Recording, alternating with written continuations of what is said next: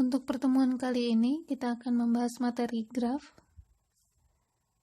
Ya, ini adalah materi pertama yang akan kita pelajari di kajian 3 ya.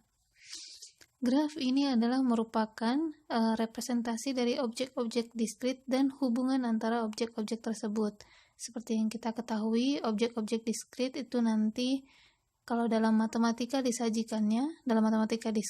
disajikannya adalah berupa elemen dari himpunan ya, elemen-elemen dari himpunan. Sedangkan untuk yang hubungan sesuai dengan maknanya ya, hubungan berarti nanti dikaitkan dengan materi relasi. Jadi di sini kita mau merepresentasikan objek-objek diskrit yang berupa elemen dari himpunan dan hubungan antara objek-objek ini. Ya, jadi ini kaitannya adalah dengan elemen himpunan dan relasi. Tapi di sini kita tidak akan membahas perhitungannya ya, tapi lebih ke bagaimana bentuknya, bagaimana wujudnya gitu ya, yang nantinya digambarkan dalam bentuk graf, yang divisualisasikan dalam bentuk graf. Seperti itu ya. Ini representasi visual dari graf itu dengan menyatakan objeknya sebagai titik ya atau noktah. Yang berikutnya nanti disebut dengan simpul, sedangkan hubungan antar objek itu dinyatakan dengan garis. Yang selanjutnya nanti disebut dengan sisi. Contoh, ini adalah peta jaringan jalan raya yang menghubungkan sejumlah kota di Provinsi Jawa Tengah. Ini adalah kota-kota di Jawa Tengah. Kemudian kita bisa lihat bahwa setiap kotanya itu dinyatakan dalam bentuk titik ya, yang nantinya kita sebut dengan simpul.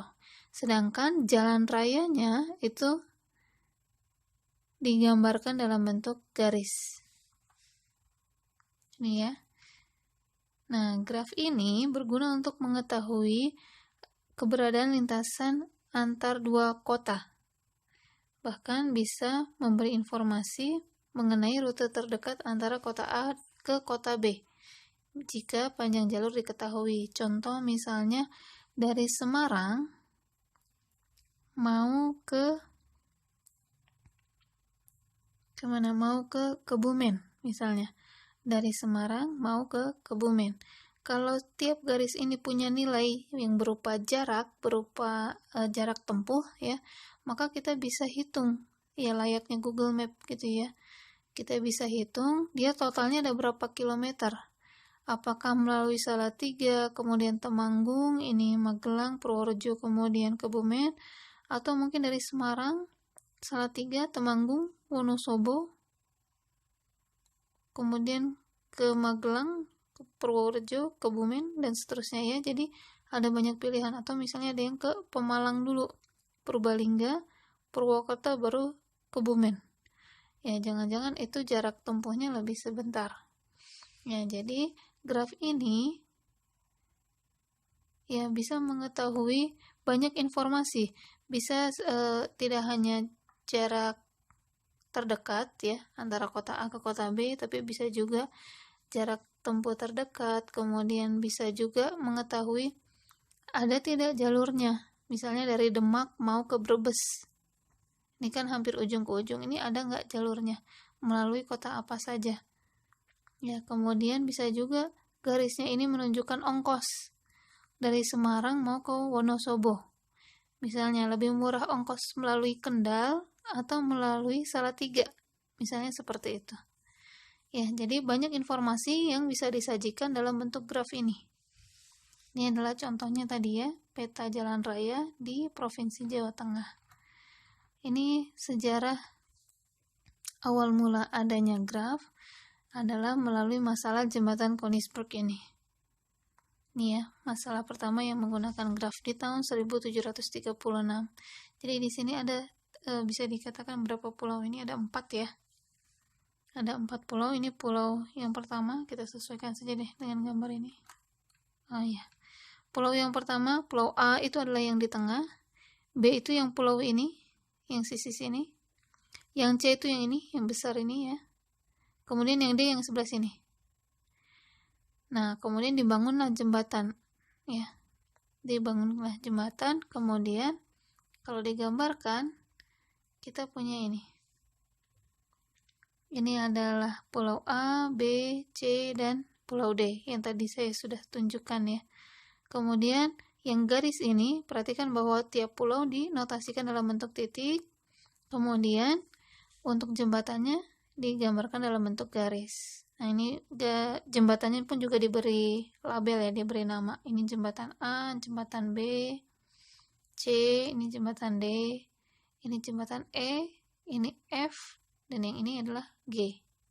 Ini kalau digambar grafnya menjadi seperti ini. Ya. Nah, pertanyaan dari jembatan Konigsberg ini, bisakah kita melalui setiap jembatan tepat satu kali dan kembali ke tempat semula? Bisa tidak kita melalui semuanya? Setiap jembatan tepat satu kali dan kembali ke tempat semula. Bisa kalian coba ya. Di sini misalnya ada yang mau coba berangkat dari pulau C, bisa. Ada yang mau berangkat dari pulau D, bisa. Bebas mau berangkatnya dari pulau yang mana. Yang jelas harus kembali ke pulau tersebut di akhir. Ya, begitu ya. Jadi pertanyaannya, bisa nggak melalui setiap jembatan tepat satu kali dan kembali ke pulau semula? Nah, ini nanti bisa kita jawab setelah mengetahui teori-teorinya ya.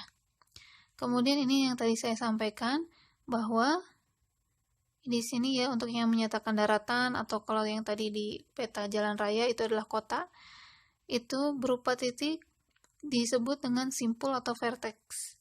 Ya, simpul atau vertex. Jadi kita tidak akan membahasakan titik, tapi simpul atau vertex.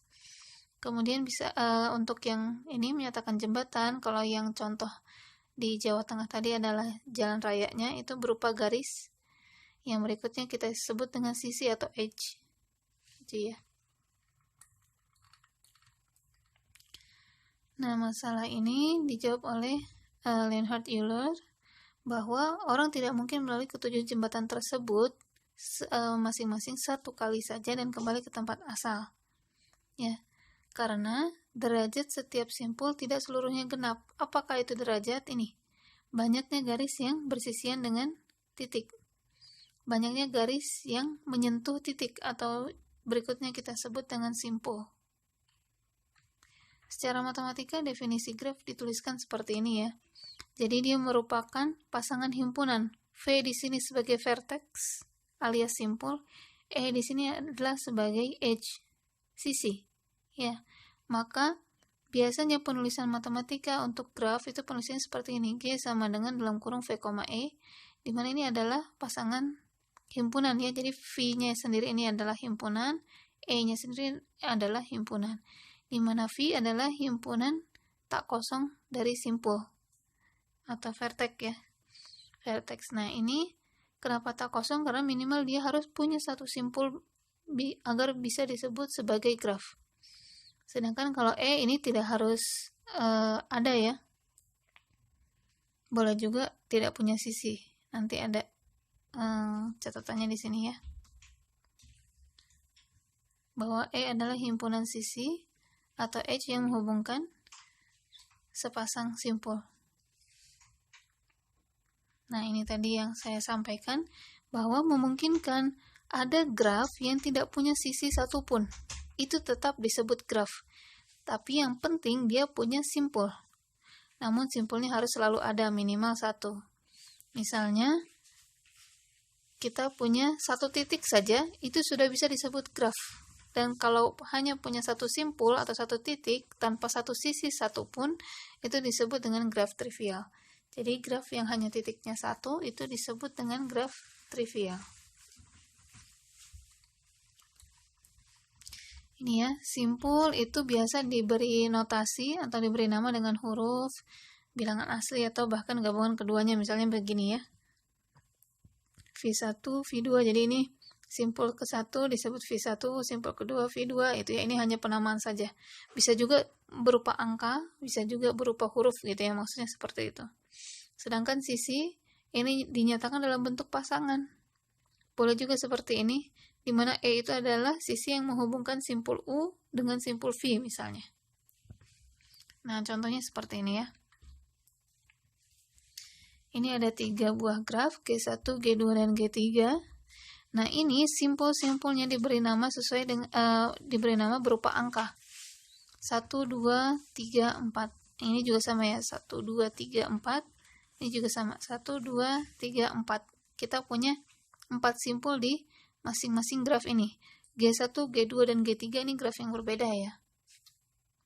Kemudian kalau yang ini, graf G1, ini ada sisinya. Ya, ini kalau graf G2, ini sisinya sudah diberi nama berupa E1 sampai E7. Sedangkan yang graf G3 itu setiap sisinya sudah diberi nama dari E1 sampai E8. Kita bahas di video selanjutnya ya.